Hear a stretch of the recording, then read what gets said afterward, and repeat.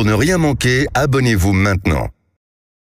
Sud Radio Média, 10h-10h30, Valérie Expert, Gilles Gansman. Bonjour Gilles. Bonjour Valérie. Bonjour, aujourd'hui c'est je suis très fier. Vous êtes on reçoit le professeur Willy Rosenbaum. Bonjour Willy Rosenbaum, merci d'être avec nous.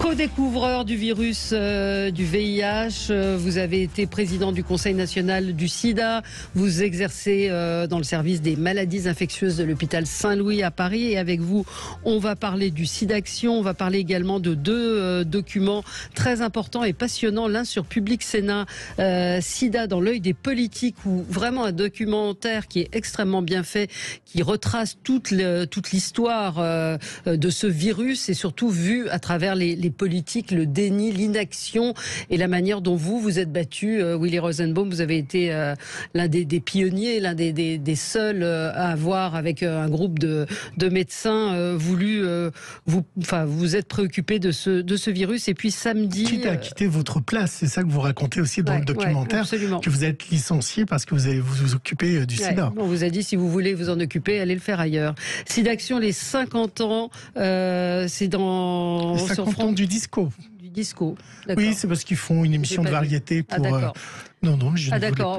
Et puis dimanche, la case du siècle, les années SIDA, à la mort, à la vie. Et donc, on va parler de tout cela dans un instant. Voilà, et vous pouvez déjà aussi faire des dons au 110.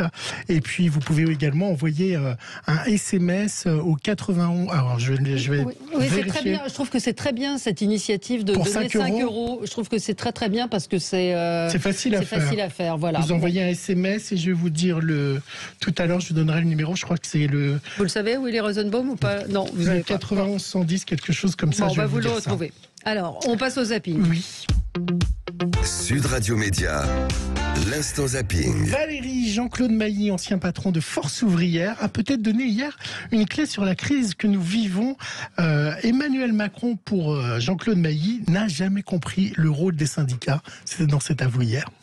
Écoutez, moi j'avais eu l'occasion, quand j'étais en responsabilité, de discuter de ça avec lui. On était en désaccord là-dessus. Lui pense que le syndicat, sa place, c'est dans l'entreprise ou dans l'administration, mais pas au niveau national. Au niveau national, il considère que ça relève de l'intérêt général, donc de l'exécutif et du Parlement. Ça, c'est un point clé chez lui. Et à partir de là, on l'a vu sur l'assurance chômage, on l'a vu sur toute une série de décisions. Lui, il considère que c'est une perte de temps, en gros, le dialogue social. Pas de sa faute, c'est son histoire, il n'a pas de culture du dialogue social. Évidemment, avec le professeur Rosenbaum, on va parler du sida et des homosexuels qui ont évidemment souffert énormément de cette maladie. Le sida qui a ravagé l'Afrique. Hier, l'Ouganda a voté une loi interdisant l'homosexualité. Mais vous allez voir, pas que. Quand vous avez le sida, c'est tout simplement la mort. Il s'agit de criminaliser l'homosexualité. Les députés ougandais ont voté des peines de prison pour toute personne qui se livre à des actes homosexuels, pour les personnes qui se revendiquent de la communauté LGBTQ+, pour ceux et celles qui en feraient la promotion. Seuls 2 députés sur 389 n'ont pas approuvé ce texte. La loi prévoit même la peine de mort pour toute personne séropositive qui aurait des relations sexuelles avec une personne de même sexe. Une loi adoptée au grand désarroi, bien sûr, des représentants d'une communauté plutôt habituée à se cacher en Ouganda et qui craint des persécutions désormais. J'ai peur vraiment qu'un jour il y ait des camps de concentration ou des endroits où on va rééduquer les homosexuels ougandais. La peine de mort quand on a le sida, c'est horrible. C'est horrible, mais c'est stupide surtout. C'est stupide parce que ce n'est pas... On ne contraint pas la sexualité des personnes, même par des méthodes horribles comme ça.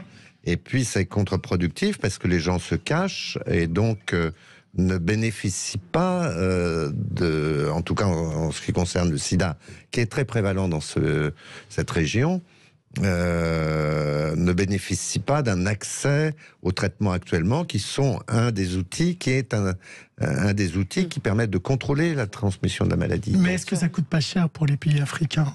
Non, c'est gratuit. Aujourd'hui, il y a eu un événement extrêmement important sociétal qui est survenu il y a maintenant 15 ans, qui est la création du Fonds mondial, qui permet aux pays du Sud d'accéder au traitement à des prix extrêmement faibles. C'est ONU-SIDA, c'est ça ?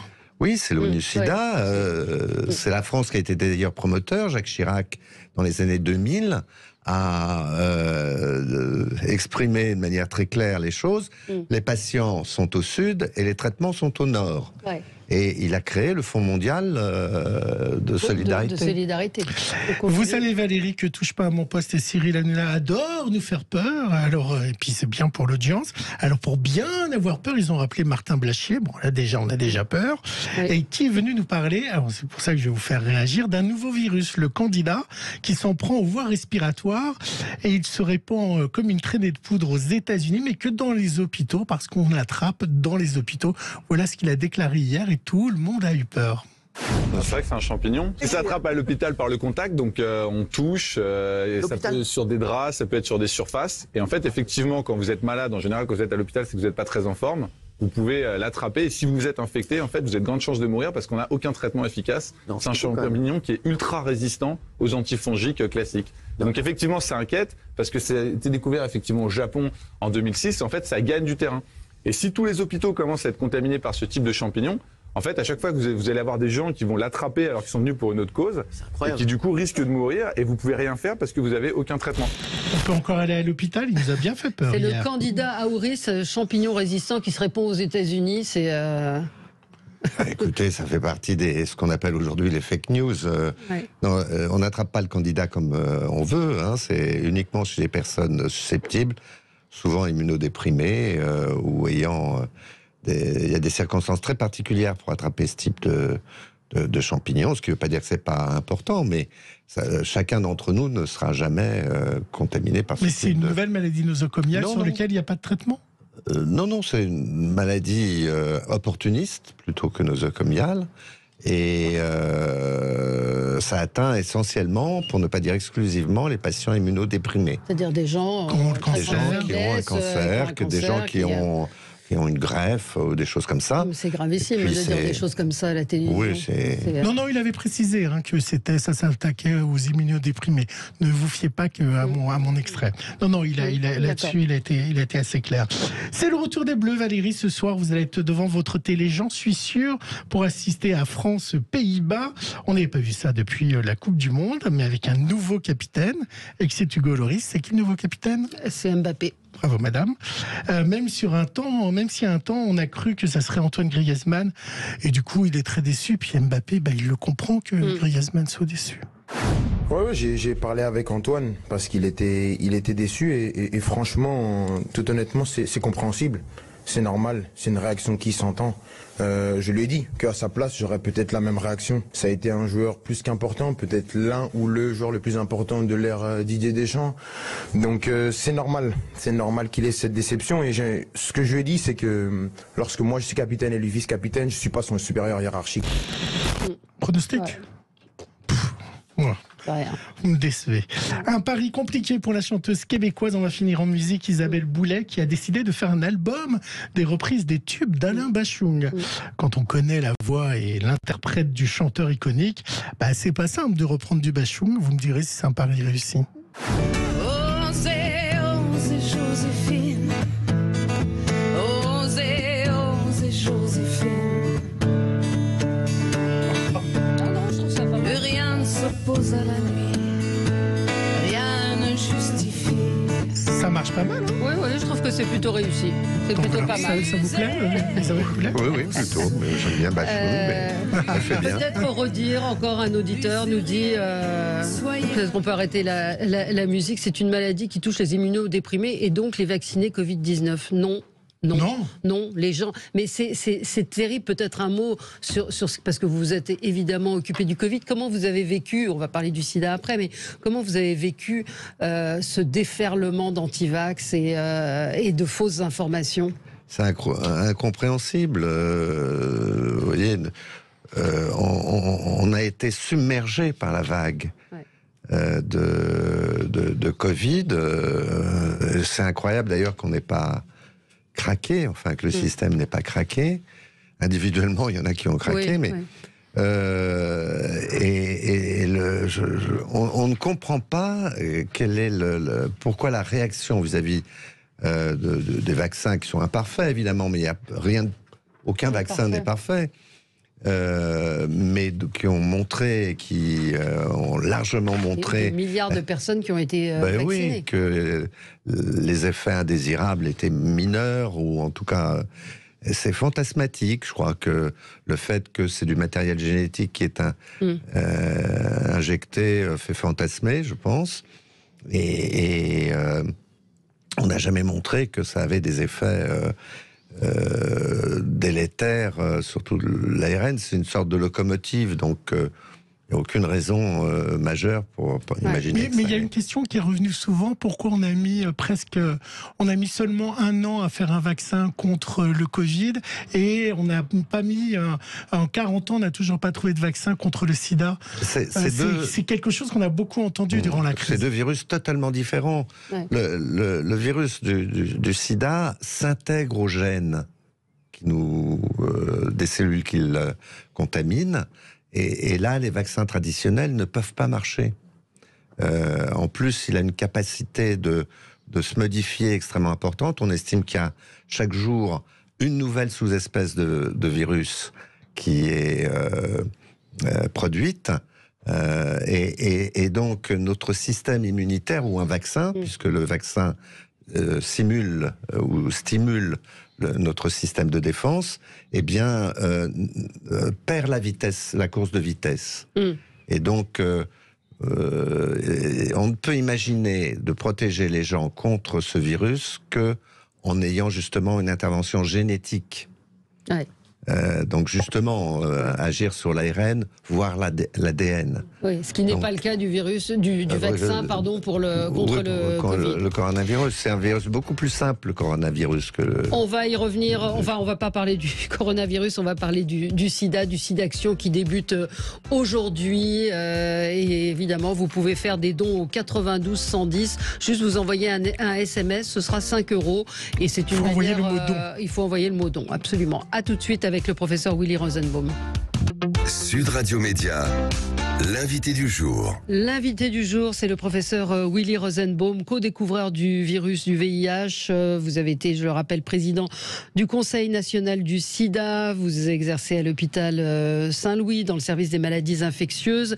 Le SIDAction commence aujourd'hui pendant 3 jours. Vous le verrez à l'antenne, sur toutes les antennes de télévision. Appel au don 92 110. Vous envoyez don et vous donnerez 5 € pour la recherche contre le sida. Ou par téléphone, le 110. Ou par téléphone, le 110. Public Sénat, sida dans l'œil des politiques, suivi d'un débat qui sera présenté par Rebecca Fitoussi. Il y aura une émission de variété sur France 2. Et puis, les années sida à la vie, à la mort, c'est plus axé sur la recherche dimanche soir sur France 5. Mais ce document de Public Sénat est particulièrement intéressant, Willy Rosenbaum, parce qu'il revient sur l'origine du sida, l'apparition du sida dans nos sociétés. Et vous avez été réellement un pionnier dans cette recherche et dans le fait, c'est vous qui avez pris conscience que c'était quelque chose de grave et qu'il fallait s'en préoccuper, contre l'avis des politiques et même des médecins.